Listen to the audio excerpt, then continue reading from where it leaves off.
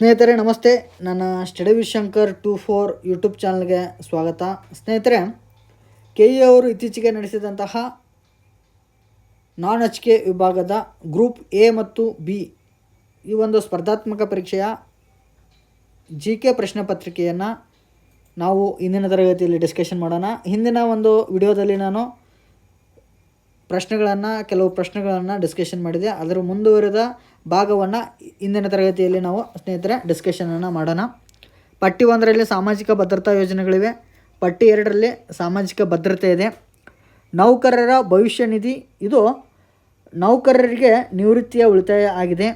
ಇನ್ನು ಪ್ರಧಾನಮಂತ್ರಿ ಜೀವನ್ ಜ್ಯೋತಿ ಬಿಮಾ ಯೋಜನೆ, ಇದು ಜೀವ ವಿಮಾ ಸುರಕ್ಷೆ, ಇದು ಇನ್ಶೂರೆನ್ಸ್, ಲೈಫ್ ಇನ್ಶೂರೆನ್ಸ್ ಇದು. ಇನ್ನು ಪ್ರಧಾನಮಂತ್ರಿ ಸುರಕ್ಷಾ ಬಿಮಾ ಯೋಜನೆ ಇದೇನೆಂದರೆ ಅಪಘಾತದಿಂದಾಗುವ ಸಾವು ಮತ್ತು ಅಂಗವಿಕಲತೆಗೆ ಇನ್ಶೂರೆನ್ಸ್ ಇದು. ಇನ್ನು ಪ್ರಧಾನಮಂತ್ರಿ ಶ್ರಮ ಯೋಗಿ ಮಾನ್ಧನ್, ಇದು ಅಸಂಘಟಿತ ಕಾರ್ಮಿಕರಿಗೆ ವೃದ್ಧಾಪ್ಯ ಸುರಕ್ಷೆಯನ್ನು ಕೊಡ್ತದೆ, ಅಸಂಘಟಿತ ಕಾರ್ಮಿಕರಿಗೆ. ಇನ್ನು ಮುಂದಿನ ಒಂದು ಪ್ರಶ್ನೆ ನೋಡೋಣ. KSC PCR ಅನ್ನು ವಿಸ್ತರಿಸಿದಂತೆ ಇದೆ. Karnataka state commission for protection of child rights. Okay, ಇನ್ನು ಮುಂದಿನ ಪ್ರಶ್ನೆ ನೋಡೋಣ. ಈ ಕೆಳಗಿನ ಯಾವುದು ಸರಿಯಾದ ಕಾಲಾನುಕ್ರಮವಾಗಿದೆ? ಸ್ನೇಹಿತರೆ, ಬ್ಯಾಂಕುಗಳು ಸ್ಥಾಪನೆಯಾದ ವರ್ಷಗಳ ಆಧಾರದ ಮೇಲೆ ನಾವು ಇವುಗಳನ್ನು ಕಾಲಾನುಕ್ರಮವಾಗಿ ಜೋಡಿಸಬೇಕು.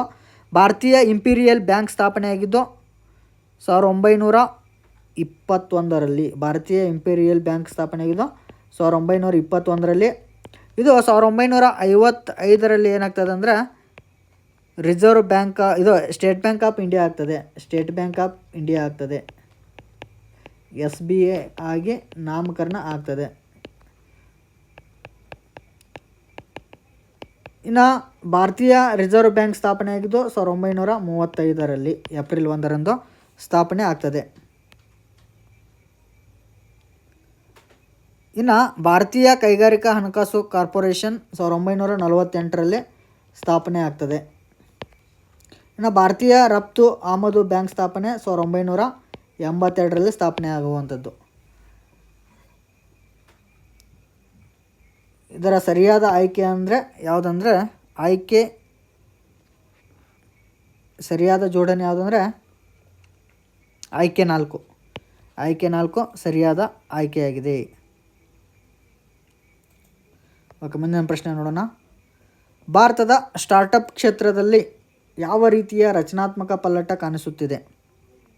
ಸ್ನೇಹಿತರೆ, ಇದರ ಸರಿಯಾದ ಆಯ್ಕೆ ಪ್ರಾದೇಶಿಕ ಸ್ಟಾರ್ಟಪ್ ಕಾರ್ಯಕ್ಷೇತ್ರಗಳ ಬೆಳವಣಿಗೆ ಆಗ್ತಾಯಿದೆ. ಭಾರತದ ಸ್ಟಾರ್ಟಪ್ ಕ್ಷೇತ್ರದಲ್ಲಿ ಪ್ರಾದೇಶಿಕ ಸ್ಟಾರ್ಟಪ್ ಕಾರ್ಯಕ್ಷೇತ್ರಗಳ ಬೆಳವಣಿಗೆ ಆಗ್ತಾಯಿದೆ. ಭಾರತದಲ್ಲಿ ಸ್ಟಾರ್ಟಪ್ಗಳು ಕೇವಲ ಬೆಂಗಳೂರು, ಮುಂಬೈ, ದೆಹಲಿಯಂತಹ ಮೆಟ್ರೋ ನಗರಗಳಿಗೆ ಮಾತ್ರ ಸೀಮಿತವಾಗಿದೆ. ಪ್ರಸ್ತುತ ಟೈರ್ 2, ಟೈರ್ 3 ನಗರಗಳಿಗೂ ಪ್ರಾದೇಶಿಕ ಮಟ್ಟದಲ್ಲಿ ವೇಗವಾಗಿ ವಿಸ್ತರಿಸ್ತಾ ಇದೆ. ಇನ್ನು ಮುಂದಿನ ಪ್ರಶ್ನೆ ನೋಡೋಣ. ಮೊದಲನೇ ಪಟ್ಟಿಯಲ್ಲಿ ವಿಜ್ಞಾನಿಗಳಿದ್ದಾರೆ, ಎರಡನೇ ಪಟ್ಟಿಯಲ್ಲಿ ಅವರ ಕೊಡುಗೆಗಳನ್ನು ಹೊಂದಿಸಿ ಬರೆಯಬೇಕು. ಈಗ ಚಾರ್ಲ್ಸ್ ಬ್ಯಾಬೇಜ್ ಇವರು ಕಂಪ್ಯೂಟರ್ನ ಜನಕ, ಚಾರ್ಲ್ಸ್ ಬ್ಯಾಬೇಜ್. ಇನ್ನು ಜಾನ್ ಮೆಕಾರ್ಥಿ ಇವರು ಕೃತಕ ಬುದ್ಧಿಮತ್ತೆಯ ಜನಕರಾಗಿದ್ದಾರೆ. ಇನ್ನು ಇಸ್ಮಾಯಿಲ್ ಅಲ್ ಜಜಾರಿ ಇವರು ರೋಬೋಟಿಕ್ಸ್ನ ಜನಕ. ಇನ್ನು ಕ್ಲೌಡ್ ಶ್ಯಾನೆನ್ ಇವರು ಡಿಜಿಟಲ್ ಯುಗದ ಜನಕರಾಗಿದ್ದಾರೆ. ಆದ್ದರಿಂದ ಆಯ್ಕೆ 1 ಸರಿಯಾಗಿದೆ. ಚಾರ್ಲ್ಸ್ ಬ್ಯಾಬೇಜ್ ಕಂಪ್ಯೂಟರ್ನ ಜನಕ, ಜಾನ್ ಮೆಕಾರ್ಥಿ ಕೃತಕ ಬುದ್ಧಿಮತ್ತೆಯ ಜನಕ, ಇಸ್ಮಾಯಿಲ್ ಅಲ್ ಜಜಾರಿ ಇವರು ರೋಬೋಟಿಕ್ಸ್ನ ಜನಕ, ಕ್ಲೌಡ್ ಶ್ಯಾನನ್ ಇವರು ಡಿಜಿಟಲ್ ಯುಗದ ಜನಕರಾಗಿದ್ದಾರೆ. ಮುಂದಿನ ಪ್ರಶ್ನೆ ನೋಡೋಣ. ಸಾಂಪ್ರದಾಯಿಕ ಕಲಂಕಾರಿಗೆ ಬಳಸುವ ಬಣ್ಣಗಳಿಗೆ ಸಂಬಂಧಿಸಿದಂತೆ ಈ ಕೆಳಗಿನ ಯಾವ ಹೇಳಿಕೆ ಸರಿಯಾಗಿದೆ ಅಂತ ಪ್ರಶ್ನೆಯಾಗಿದೆ. ಸ್ನೇಹಿತರೆ, ಇದರ ಸರಿಯಾದ ಉತ್ತರ ಸಸ್ಯಗಳು, ಹಣ್ಣುಗಳು ಮತ್ತು ಖನಿಜ ಮೂಲಗಳಿಂದ ಪಡೆಯಲಾದ ನೈಸರ್ಗಿಕ ಬಣ್ಣದ ವಸ್ತುಗಳನ್ನು ಬಳಸಲಾಗ್ತದೆ. ಸಸ್ಯಗಳು, ಹಣ್ಣುಗಳು, ಖನಿಜ ಮೂಲಗಳಿಂದ ಪಡೆಯಲಾದಂತಹ ನೈಸರ್ಗಿಕ ಬಣ್ಣದ ವಸ್ತುಗಳನ್ನು ಬಳಸಿ ಬಟ್ಟೆಯ ಮೇಲೆ ಚಿತ್ರಕಲೆಯನ್ನು ಮಾಡ್ತಾರೆ. ಇದರಲ್ಲಿ ಯಾವುದೇ ರಾಸಾಯನಿಕ ಅಥವಾ ಸಿಂಥೆಟಿಕ್ ಬಣ್ಣಗಳನ್ನು ಬಳಸಲಾಗುವುದಿಲ್ಲ.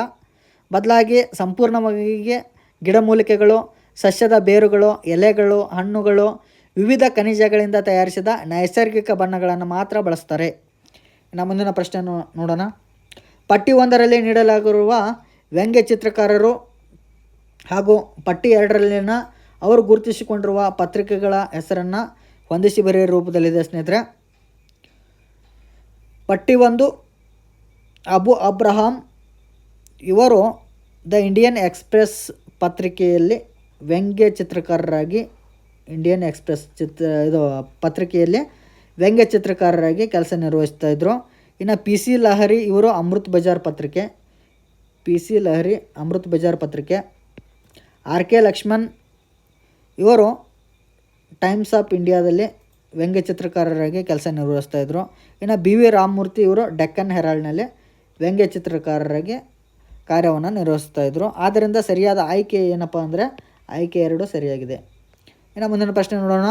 ಭಾರತದಲ್ಲಿ ರಾಮ್ಸಾರ್ ತಾಣಗಳ ಕುರಿತಾಗಿ ಈ ಕೆಳಗಂಡ ಯಾವ ಹೇಳಿಕೆಗಳು ಸರಿಯಾಗಿವೆ? ಸ್ನೇಹಿತರೆ, ಆಯ್ಕೆ 1 ಸರಿಯಾಗಿದೆ. ಚಿಲ್ಕಾ ಸರೋವರ ಅತಿ ದೊಡ್ಡ ಉಪ್ಪು ನೀರಿನ ಸರೋವರವಾಗಿದೆ ಮತ್ತು ರಾಮ್ಸಾರ್ ತಾಣವಾಗಿದೆ. ಒಡಿಶಾದಲ್ಲಿರುವಂತಹ ಚಿಲ್ಕಾ ಸರೋವರ ಭಾರತದ ಅತಿ ದೊಡ್ಡ ಉಪ್ಪು ನೀರಿನ ಲಗೂನ್ ಸರೋವರವಾಗಿದೆ. ವಿಶೇಷವೆಂದರೆ 1981ರಲ್ಲಿ ಭರತ್ಪುರದ ಕೈವಾಲಾಡಿಯೋ ರಾಷ್ಟ್ರೀಯ ಉದ್ಯಾನದ ಜೊತೆಗೆ ಚಿಲ್ಕಾ ಸರೋವರವನ್ನು ಭಾರತದ ಅತ್ಯಂತ ಮೊದಲ ರಾಮ್ಸಾರ್ ತಾಣವಾಗಿ ಘೋಷಣೆ ಮಾಡ್ತಾರೆ. ಭಾರತದ ಮೊದಲ ರಾಮ್ಸಾರ್ ತಾಣವಾಗಿ ಘೋಷಣೆ ಮಾಡ್ತಾರೆ. ಯಾವುದು?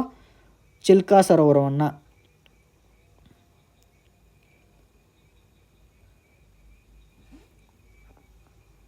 ಭಾರತದಲ್ಲಿ ರಾಮ್ಸಾರ್ ತಾಣಗಳನ್ನು ಅತಿ ಹೆಚ್ಚು ರಾಮ್ಸಾರ್ ತಾಣಗಳು ಎಲ್ಲಿವೆ ಅಂದರೆ ಅತಿ ಹೆಚ್ಚು ರಾಮ್ಸಾರ್ ತಾಣ ತಮಿಳುನಾಡು.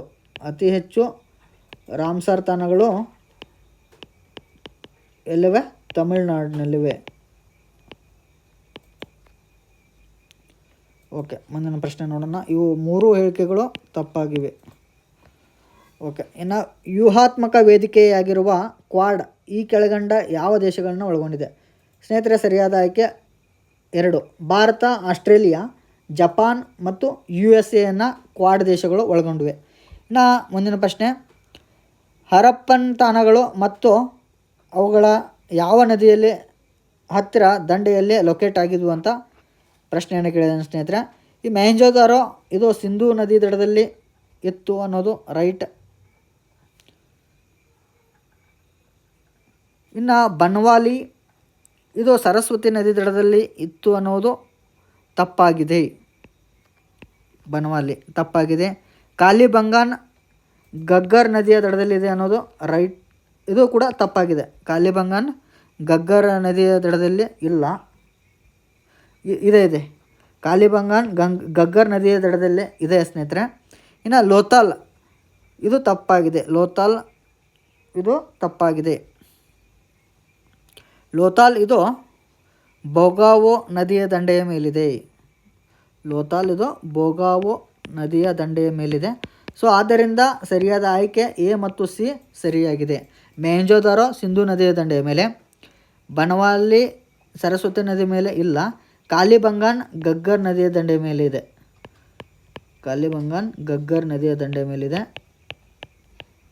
ಇನ್ನು ಲೋಥಾಲ್ ರಾವಿ ನದಿಯ ದಂಡೆಯ ಮೇಲಿದೆ. ರೈಟ್. ಓಕೆ ಸ್ನೇಹಿತರೆ, ಇಷ್ಟು ಪ್ರಶ್ನೆಗಳನ್ನು ನಾವು ಇಂದಿನ ತರಗತಿಯಲ್ಲಿ ಡಿಸ್ಕಷನ್ ಮಾಡಿದ್ವಿ. ಮುಂದಿನ ತರಗತಿಯಲ್ಲಿ ಇನ್ನೂ ಹಲವು ಪ್ರಶ್ನೆಗಳನ್ನು ಡಿಸ್ಕಷನ್ ಮಾಡ್ತೀನಿ ಅಂತ ಹೇಳ್ತಾ ಇಲ್ಲಿಗೆ ತರಗತಿನ ಮುಗಿಸ್ತಾ ಇದ್ದೀನಿ ಸ್ನೇಹಿತರೆ. ಧನ್ಯವಾದಗಳು.